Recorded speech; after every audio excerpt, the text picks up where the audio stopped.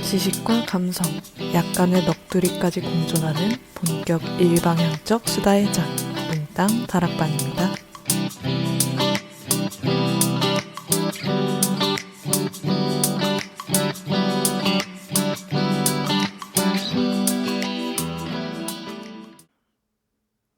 안녕하세요. 몽땅 다락방의 순무입니다. 어떻게 첫 술에 배부르겠어? 방송의 시작부터 이게 무슨 말인지 의아해 하실 것 같습니다.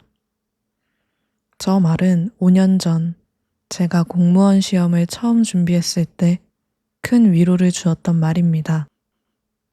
당시 저는 6개월의 짧은 수험 기간을 거치고 첫 공무원 시험을 치렀을 때였습니다.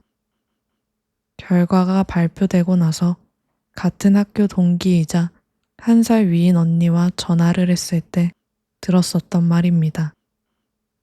시험 공부를 하면서도 첫 시험은 분위기를 파악하기 위한 발판으로 생각하고자 했습니다.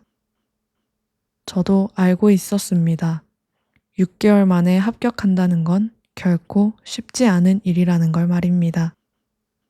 막상 시험을 보고 결과를 기다리는 시간 동안 아주 작은 바람이 움트기 시작했습니다. 그래도 붙었으면 좋겠다. 수험 기간이 길지 않았으면 좋겠다. 하는 마음과 함께였습니다. 결과가 발표되는 날 불합격이라는 글자를 보니 상실감이 생각했던 것보다 크게 느껴졌습니다. 어차피 떨어질 걸 알고 있었다고 생각했는데 실상은 그게 아니었던 것 같습니다. 작았다고 생각했던 바람이 사실 내가 바라는 전부였다는 걸 알았습니다. 그때 전화가 걸려왔습니다. 공무원 시험은 아니었지만 언니도 다른 류의 시험을 준비하고 있었습니다. 시시콜콜 공부에 관한 이야기를 하다가 저의 첫 시험 낙방을 얘기하게 되었습니다. 언니가 아무렇지 않게 툭 내뱉었던 말이 첫 술에 어떻게 배부르겠어 였습니다. 왜 저는 그 말이 그토록 큰 힘이 되었을까요? 저 말의 힘인지 아니면 그깟 시험 떨어진 게 뭐 대수라는 식의 언니의 말투였는지 잘 모르겠습니다. 확실했던 건 그날의 전화와 그 말이 새로운 일에 도전할 때 용기를 주었다는 점입니다. 무언가를 시작할 때 저는 이미 새로운 것에 통달해 있는 스스로를 상상하고는 합니다. 상상 속의 저는 굉장히 멋지고 그 분야에 유능한 상태였습니다. 기대감을 안고 시작했던 초반과 다르게 늘 삐걱대는 저의 모습을 보는 일은 쉽지 않았습니다. 상상했던 것과는 정반대였습니다. 마음처럼 되지 않고 몸도 따라주지 않으니 짜증이 났습니다. 그러다 어느 순간 문득 저 문장이 떠오르곤 했습니다.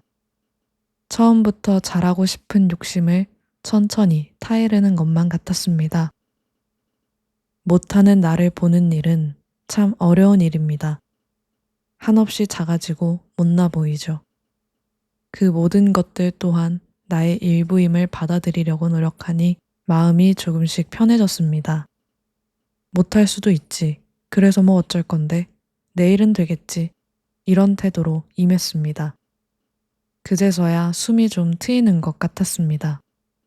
나를 너무 동여매고 있었던 겁니다. 몸에 주고 있던 힘을 풀고 살아가는 일. 이는 다시 일어서는 행위와 같습니다. 숨을 고르고 다친 부위를 찬찬히 들여다보고 치유와 함께 앞으로 나아가는 일. 여러분들도 자주 일어섰으면 좋겠습니다. 넘어지지 않길 바라는 마음과 함께 전합니다.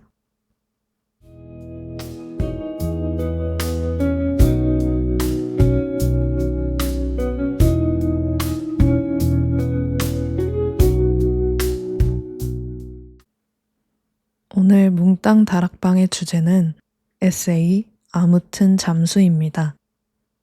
이 에세이는 아무튼 시리즈이며 위고, 제철소, 코난북스 새 출판사가 번갈아 만드는 취향에 관한 책입니다. 작은 판형과 두껍지 않은 두께, 누구나 흥미를 가져볼 법한 주제로 나오는 책이어서 가볍게 읽기 좋은 책입니다. 저는 이 아무튼 시리즈를 아무튼 잠수로 처음 읽게 되었습니다. 이 책을 읽게 된 계기는 작년 국제도서전에서부터 시작됩니다. 김초엽 작가님의 강연을 듣고 있었는데 초엽 작가님이 최근에 읽은 책들 중 가장 좋았던 책이 이 아무튼 잠수였다고 말했습니다. 그 말을 듣고 강연이 끝나자마자 아무튼 시리즈를 파는 부스로 달려갔습니다. 저뿐 아니라 꽤 많은 사람들이 초엽 작가님의 말을 듣고 구매하러 왔던 걸로 기억합니다. 작년 여름에 구매하여 출퇴근길을 한동안 함께 했습니다. 한동안이라고 적었지만 거의 이틀 만에 다 읽었던 것 같습니다. 원체 책을 읽는 속도가 느리지 않고 에세이다 보니 막힘없이 읽을 수 있었습니다. 이 책을 읽으면서 가장 기억에 남았던 건 책을 읽고 싶어서 읽을 수 있는 시간을 고대하는 마음이었습니다. 출퇴근길이 그리 길지 않았기에 그 시간 안에 읽을 수 있는 페이지는 한정적이었습니다. 더 읽고 싶은 마음에 조금 일찍 버스를 타고 회사 건물 밑에 있는 벤치에 앉아 책을 읽다가 들어가기도 했습니다. 그만큼 손에서 놓고 싶지 않았고 이야기의 흐름을 한껏 타고 싶었습니다. 책을 모두 읽고 난 뒤 벅차오르는 그 느낌은 아직도 잊히지 않습니다. 적어 놓았던 감상평을 오랜만에 꺼내어 읽어보았습니다. 그 순간이 그대로 간직되어 있는 것 같아 기분이 묘했습니다. 감상평을 한번 읽어보겠습니다. 정말 오랜만에 책장을 덮으면 읽고 싶었고 한 페이지가 넘겨지는 게 아쉬운 책이었다. 하나의 이야기로 귀결되는 모든 문장이 아름다웠고 책과 작가와 작가의 경험을 사랑하게 되었다. 마지막에 32.6m를 성공했을 때 내가 다이빙을 한 것처럼 울컥하는 마음이 일었다. 내면의 바다에서 고개를 꺼내고 광활한 풍경을 바라보는 내가 그려졌다. 너무 크고 멋져서 이제 정말 편안해 보여서 행복했다. 멋진 스포츠와 더 멋진 배움들을 활자로나마 접할 수 있음에 감사했다. 오랫동안 내 안의 도서관에 큰 책으로 자리할 것 같다. 이 감상평만 봐도 제가 얼마나 감격해서 썼는지가 느껴지지 않나요? 이런 책들을 발견할 때마다 기분이 좋습니다. 내 취향에 맞는, 그래서 읽기 전부터 읽고 나서까지가 모두 아름답도록 만들어주는 책은 언제나 귀한 것 같습니다. 여러분에게 그런 책이 있는지, 어떤 책인지 궁금합니다. 본격적으로 책 소개를 해보겠습니다. 아무튼 잠수의 저자는 하미나 작가로서 대표적인 저서로 미쳐있고 괴상하며 오만하고 똑똑한 여자들, 언니에게 보내는 편지 등이 있습니다. 두 권의 책 모두 제 책꽂이에 꽂혀 있습니다. 전자는 사놓고 아직 펼쳐보지 못한 책입니다. 여성의 우울증을 다룬 책으로 여성이 겪은 고통의 역사와 현존하는 고통을 이야기한 책입니다. 언젠가 이 책도 팟캐스트에서 소개할 수 있는 날이 오면 좋겠습니다. 아무튼 잠수는 1부와 2부로 나뉘어져 있습니다. 1부는 드라이 트레이닝으로 책에 따르면 다이빙을 처음 배운 2016년부터 2022년 초까지의 시간, 2부 웨트 트레이닝은 2022년 여름 필리핀 보홀에서 한 달간 훈련하며 매일 적은 로그북을 기반으로 작성되었습니다. 오늘 뭉땅 다락방은 1부의 초점을 좀 더 맞추어 진행하려고 합니다. 1부에서는 작가가 다이빙을 알게 된 계기, 스쿠버 다이빙과 프리다이빙의 차이점, 저자가 느낀 다이빙의 생생한 경험 등이 담겨져 있습니다. 책의 초입에서 작가는 운동과 거리가 먼 사람이었다고 밝힙니다. 학창 시절 몸에 딱 들어맞는 체육복은 입을 때마다 창피했고 흐르는 땀의 냄새와 촉감이 싫었다고 합니다. 저자는 20대가 되어서 처음 운동을 시작했을 때도 아무도 없는 밤에 홀로 달리기를 하는 걸 선택했습니다. 땀 흘리는 모습을 보이고 싶지 않았기 때문이었습니다. 그런 사람이 어떻게 스쿠버 다이빙을 선택하게 되었냐? 대학에서 만난 두 명의 친구 덕분이었습니다. 이름은 진과 준이었습니다. 진과 준은 둘 다 운동을 좋아하고 잘하는 친구들이었습니다. 그들 덕분에 몸을 움직이며 운동하는 것에 거리낌이 없어졌고 처음으로 마라톤에 나가보기도 하는 등 운동과 점차 친밀해졌습니다. 저자를 포함한 3명은 지질학을 전공하고 있었기에 다양한 곳을 다니며 암석과 지형을 조사했습니다. 스쿠버 다이빙에 관심을 가지게 된 것도 해저 지형에 관한 관심이 그 출발점이었을지도 모른다고 저자는 말합니다. 그렇게 3명은 일본의 오키나와의 한인 다이빙 숍에서 처음 스쿠버 다이빙을 하게 됩니다. 다이빙 슈트를 입는 것부터 고난의 시작이었습니다. 물에 들어가면 늘어나기 때문에 몸에 꽉 맞는 슈트를 입어야 했기에 저자는 질식사를 할 것만 같은 느낌을 가진 채로 슈트를 입었습니다. 그 뒤에는 부력을 상쇄해줄 웨이트를 착용해야 했습니다. 7kg의 납덩이, 다이빙 양말과 장갑, 마스크, 공기통 등 차야 하는 장비를 모두 매니 30kg가 넘는 무게를 싣고 있었습니다. 바다에 처음 들어갈 땐 얕은 수면에서 먼저 훈련을 시작해야 했습니다. 3명은 낯선 오리발과 30kg의 장비들로 바다 안에서 중심을 잡는 것조차 힘들어 했습니다. 1년의 훈련 과정을 거치면서 저자는 자유로움을 느낍니다. 물속에 들어가 있으니 내 몸은 물론 차고 있는 장비의 무게조차 무겁게 느껴지지 않았습니다. 친구와 앞으로 구르고 뒤로 구르며 장난을 치면서 웃어댔습니다. 그날 밤 친구들과 스쿠버 다이빙의 매력에 대해 토론을 하느라 저자는 밤을 지새웁니다. 다음 날 조금 더 먼 바다로 훈련을 하러 갔습니다. 육지가 보이지 않을 만큼 온 뒤 공기통을 메고 잠수했습니다. 저자는 이때 큰 충격을 받았다고 적었습니다. 감히 상상조차 해보지 않았던 큰 공간이 눈을 가득 채웠기 때문입니다. 책의 단락을 인용해 보겠습니다. 그렇게 커다란 공간은 처음이었다. 게라마 제도의 바다는 몹시 투명해서 내 시력이 허락하는 만큼 멀리 볼 수 있었다. 물 밖에서 살아갈 때는 대체로 인간이 만든 인공물, 대체로 커다란 건물에 가려 어딜 보든 시야가 막힌다.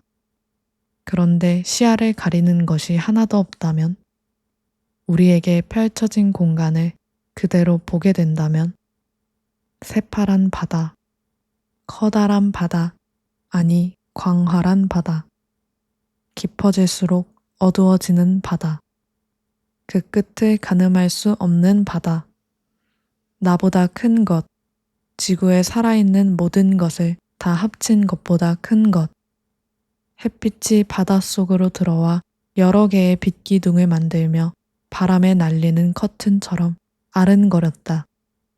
간간히 크고 작은 물사리가 뚱한 표정으로 지나다녔다. 이날의 기억이 저자는 아직도 생생하다고 적었습니다. 이 책의 맨 첫 장에서도 이날의 기억을 언급하며 이야기를 시작하죠. 삶에 존재하는 지극히 좋은 것들, 꼭 직접 경험해 봐야 하는 것들, 눈이 부시게 아름다운 것들이 차고 넘치는 세상을 작가는 보여주고 싶었던 것 같습니다. 우리는 아직 보지 못한 세상이 많고 이들은 필히 우리에게 무시 못할 아름다움을 건네줄 것이라고. 저자는 여행 이후 바빠 한동안 바다에 가지 못했습니다.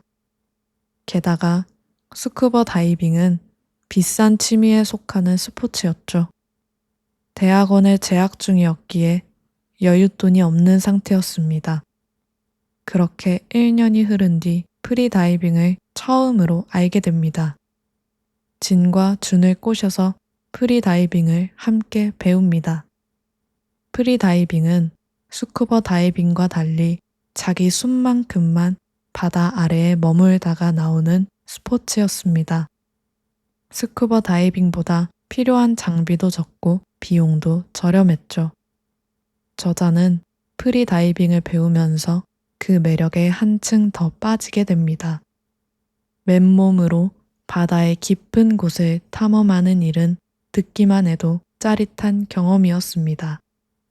프리다이버는 장비가 없기 때문에 그만큼 위험 요소도 컸습니다. 따라서 절대 혼자 해서는 안 되는 스포츠였으며 반드시 버디, 즉 함께 짝을 이루어 다이빙하는 사람과 함께 해야 했습니다. 저자는 프리다이빙에 빠진 이후 이곳저곳에 다닙니다. 버디를 구하기 위해서였습니다. 하지만 마음에 맞는 사람을 구하기는 하늘의 별 따기였습니다. 그러던 날 저자의 친오빠가 프리다이빙에 관심을 가지기 시작했습니다. 그러더니 이제는 저자보다 더 자주 다이빙을 하기 시작했죠. 친오빠는 자연스럽게 사람들을 금방 사귀었고 버디도 금방 구했습니다. 그리고 그런 오빠 덕에 저자 또한 마음에 맞는 사람들을 찾게 됩니다. 그중 한 명인 밍 언니라고 부르는 사람과 특별한 연을 맺게 됩니다. 밍 언니는 프렌젤을 아주 잘 뚫는 사람이었습니다. 프렌젤은 이퀄라이징 방법 중에 하나였습니다. 이퀄라이징은 압력 평형을 의미하는 단어로 수압이 높아져 몸 안에 있는 공기 공간의 부피에 변화가 생길 때 발생하는 고통을 줄여주는 행위입니다. 프렌젤은 그 중에서도 최대한 적은 숨과 힘을 사용하여 이퀄라이징을 해내는 것이었습니다. 눈에 보이지 않는 혀 뒷부분을 움직여서 해야 하는 방법이었기에 쉽게 익힐 수 있는 건 아니었습니다. 이 밍언니라는 사람은 그걸 아주 잘 뚫기로 유명한 사람이었던 거죠.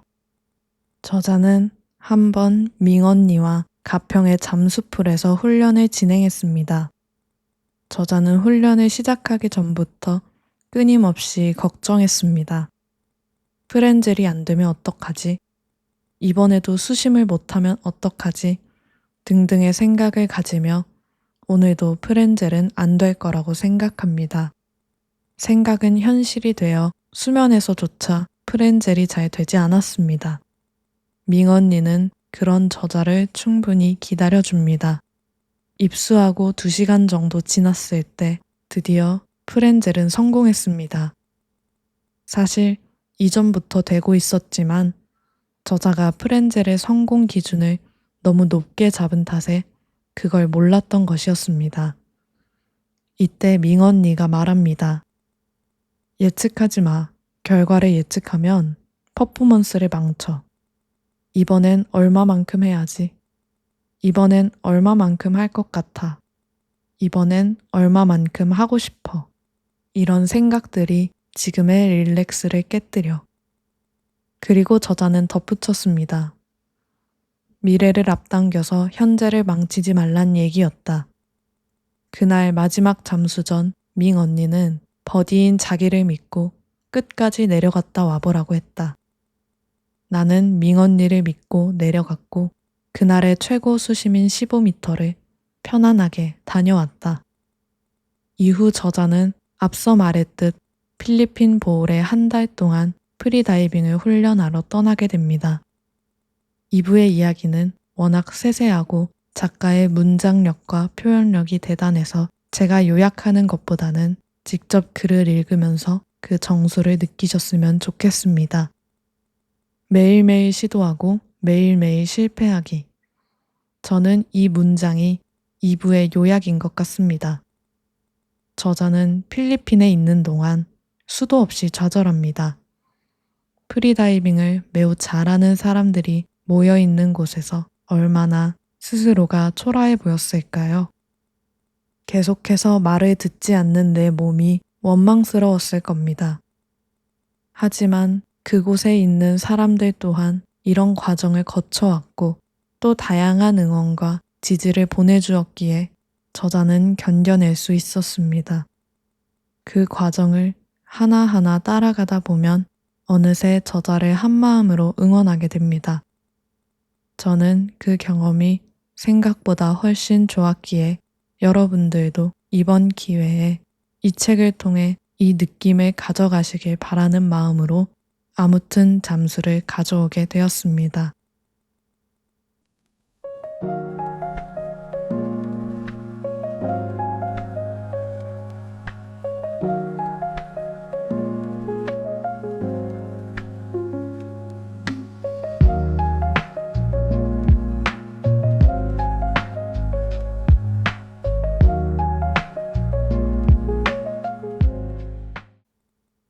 저는 이 책을 읽고 느꼈던 점을 사실 서문에서 미리 꺼내놓았습니다.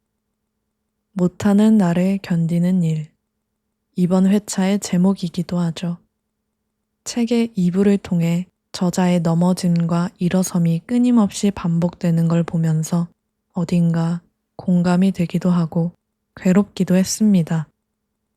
이 정도의 시간과 노력을 투자했으면 어느 정도는 되어야 하는 거 아닌가 하는 생각이 절로 들고 제가 다 화가 나기도 했습니다.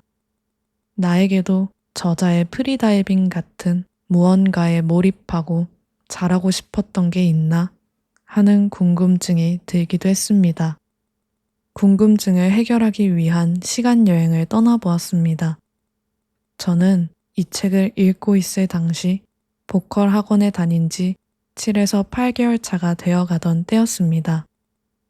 노래를 배워보고 싶다는 생각은 고등학생 때부터 있었던 것 같습니다.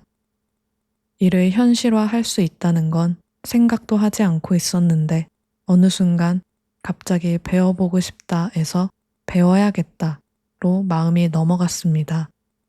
마침 집 근처에 학원이 있었고 마음이 바뀌었던 걸 느낀 순간 바로 상담을 잡고 학원에 등록했습니다. 처음에는 가볍게 생각했습니다. 배워보고 싶었고 학원도 근처였으니 그냥 한번 해보자 하는 마음이었습니다. 그리고 사람들 앞에서 노래를 부르는 제 모습이 그려졌습니다. 노래를 잘한다는 건 어떤 기분일까?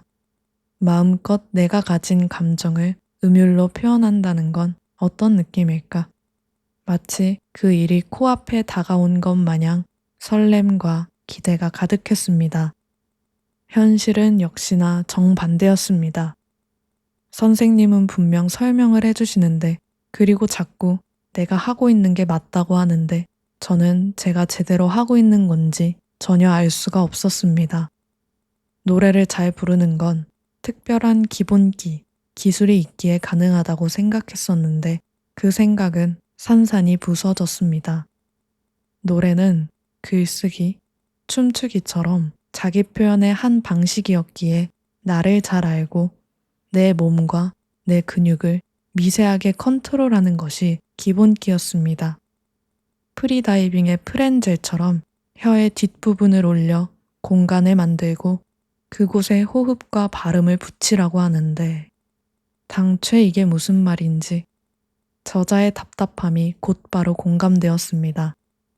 눈에 보이지 않는 근육을 움직이는 건 정말 힘든 일이었습니다. 입을 크게 벌려서 되는 것도 아니고 고개를 움직이는 것도 아니고 오로지 생각만으로 근육을 조절해야 했습니다. 레슨을 받고 나온 뒤에는 늘 절망과 좌절이 가득했습니다. 레슨을 받기 전엔 컨디션도 좋고 잘할 수 있을 것만 같았는데 그렇지 않았기 때문입니다. 처음 몇 달은 끊임없이 실패하는 저를 일주일에 한 번씩 겪어야 했습니다. 일회성의 실패는 겪어봤어도 규칙적으로 못하는 일은 생각했던 것보다 더 힘들었습니다. 특히 초반에 내 목소리로 녹음한 노래를 들었을 때 그 충격은 말로는 다 설명할 수가 없었습니다. 레슨의 진행은 노래를 하나 배우고 녹음까지 한 뒤에 다음 노래로 넘어가는 방식으로 이루어졌습니다. 분명 녹음을 할 때는 괜찮게 들렸었는데 완성본을 받고 나니 듣는 내내 머리 위에는 물음표가 계속 띄어져 있었습니다. 이게 맞나? 이렇게 못 불렀다고? 녹음했을 땐 아니랬는데? 하며 한숨을 내쉬었었죠. 아무튼 잠수를 읽었을 당시까지도 이 상태였습니다. 그래서 더더욱 저자가 프리다이빙을 제대로 해내지 못하는 스스로를 타박할 때 저의 모습이 겹쳐 보여 몰입하면서 읽을 수 있었습니다. 평소처럼 레슨을 진행하고 있었습니다. 녹음하기 전 피아노 반주에 맞추어 노래를 불러보는 연습이었습니다. 자꾸 같은 곳에서 막혀 헤매고 있을 때 선생님이 하신 말씀이 마음에 콕 박혔습니다. 노래는 내가 할 수 있다고 믿으면서 해야 한다고. 노래를 부르면서 스스로를 의심하면 불러지지 않는다고 말하셨습니다. 그 말이 그날 수업이 끝나고 나서도 시간이 제법 흐르고 나서도 오래 제 머릿속에 남아 있었습니다. 돌이켜보니 레슨을 받을 때 늘 이게 맞나? 하면서 저를 의심했던 것 같았습니다. 선생님은 중간중간 그렇게 하는 게 맞다고 하며 진도를 나갔는데도 말입니다. 그 얘기를 들은 이후 왜 이 말이 잊히지 않는지 반추해 보았습니다. 어쩌면 저는 해내지 못하는 나에게 질타와 구박만 계속 해왔을 수도 있겠다는 생각이 들었습니다. 사실은 느리고 아주 조금이더라도 한 단계씩 성장해 가고 있었는데 그건 보지 않고 실패하는 나만 곱씹었던 게 아닐까 했습니다. 그렇다면 왜 나는 그렇게 나를 몰아세웠을까 생각해보니 잘하고 싶은 마음이 그만큼 컸기 때문이었던 것 같았습니다. 사실 가수가 될 것도 아니고 그냥 취미로 배우는 거니까 이렇게까지 안 되는 것에 왈가왈부할 일은 아니지 않나 싶었습니다. 그럼에도 끊임없이 좌절했던 건 그 좌절의 양만큼 잘 해내고 싶었던 욕심이 제 안에 있었기 때문이었습니다. 여기까지 도달하자 신기하게 마음이 조금 편해졌습니다. 노래를 잘 부르고 싶었구나. 열심히 배우고 즐겁게 노래하고 싶었구나. 내가 가진 욕망의 방향과 의미를 이제서야 알게 되었습니다. 이후 레슨을 받는 일이 조금 더 재밌어졌고 내 목소리로 녹음한 노래를 듣는 일이 즐거워졌습니다. 이렇게 글로 쓰다 보니 더욱 신기한 일이라고 느껴집니다. 변한 건 저의 생각 하나뿐인데 그 영향력은 꽤나 거대했기 때문입니다. 극적인 변화는 아니었지만 확실한 건 더 이상 힘들기만 하진 않다는 점이었습니다. 조금 더 객관적으로 저를 바라볼 수 있게 된 것 같습니다. 어쩌면 저의 무의식이 바랐던 일이 아닐까 합니다. 아무튼 잠수해서 저자 또한 일련의 과정을 거쳐 자신이 세운 목표에 결국은 도달하게 됩니다. 수많은 시행착오가 있었고 저보다는 훨씬 더 농도가 짙은 실패가 잦았음에도 해냈다는 사실이 왜인지 모르게 저에게 큰 위로가 되었습니다. 앞으로 내가 어떤 일에 도전하든 나를 잘 보살피고 잘 하고 있는 건 잘 하고 있다고 확실하게 말해주기만 한다면 뭐든 해낼 수 있을 거라는 작은 확신이 생긴 것 같았습니다. 저자도 그러지 않았을까요? 처음에는 감히 가닿을 수조차 없었던 바다, 수심 30m를 기어코 내 손으로 만지고 내 눈으로 보고 왔을 때 이제 무엇이든 할 수 있겠다는 용기가 잡히지 않았을까요? 저는 여러분에게도 이 용기를 드리고 싶었습니다. 제가 이 용기를 가졌냐고 물으신다면 확신에 찬 대답은 하지 못하겠지만 그래도 용기가 생길 수 있는 기반은 어느 정도 다져진 것 같다고 말씀드릴 수 있겠습니다. 청취자 여러분들도 어떤 일이든 내가 하고 싶어서 하는 일, 혹은 해야만 하는 일이더라도 실패함으로써 절망을 겪으셨다면 그 이면을 한번 들여다봐 주셨으면 좋겠습니다. 내가 이걸 잘 해내고 싶었던 마음이 있었기에 넘어짐이 더 쓰라린 것이니까요. 그 마음을 잃지 않고 지금까지 잘 지켜온 나를 향해 칭찬해 주시면 좋겠습니다.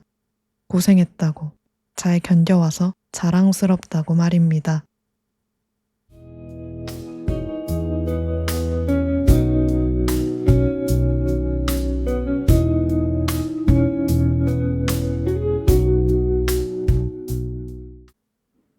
오늘은 책 아무튼 잠수를 소개해 드렸습니다.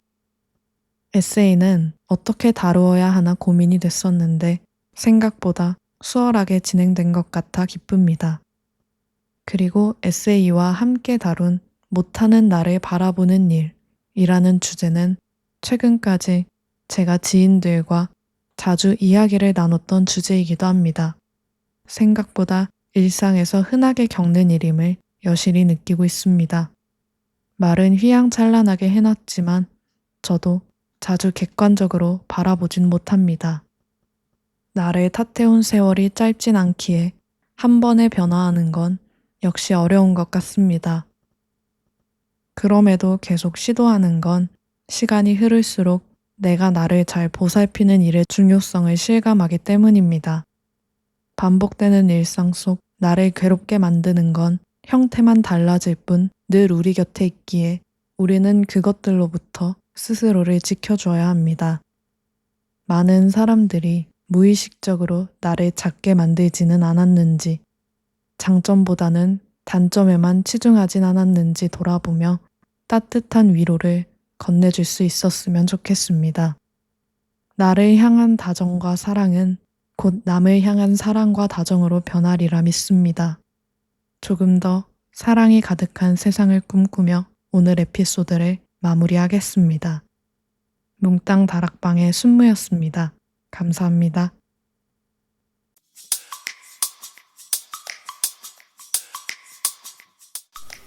지식과 감성, 약간의 넋두리까지 공존하는 본격 일방향적 수다의 장, 몽땅 다락방입니다.